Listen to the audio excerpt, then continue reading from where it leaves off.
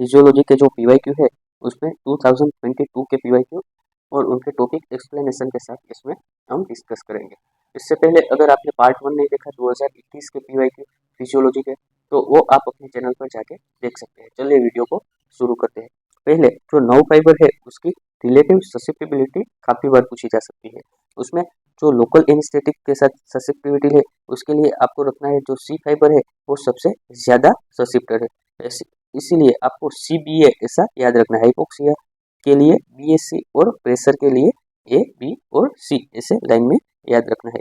बाद में जो बेरो रिसेप्टर है वो नेगेटिव फीडबैक मैकेनिज्म पर काम करते हैं। जब हम पोस्चर चेंज करते हैं, जब हमारी बॉडी का प्रेशर है वो बढ़ जाता है, मतलब ब्लड प्रेशर बढ़ जाता है, तो उसको कम करने के लिए नेगेटिव फीडबैक मैकेनिज्म की मदद से बेरो रिसेप्टर वर्क करते हैं।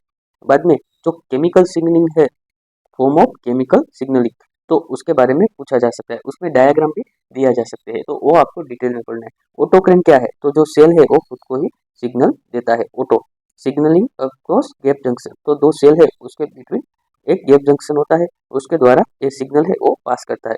पैराक्विन है वो उसका जो टारगेट सेल है वो नज़दीक में ही होता है, तो जो नज़दीक के टारगेट सेल है उसमें सिग्नल अपना जो है वो पहुंचाता है। एंडोक्राइन की बात करें तो उसमें जो ब्लड है वो यूज होता है, ब्लड सर्कुलेशन के थ्रू ये सिग्नल दूसरे सेल को भेजा जाता है।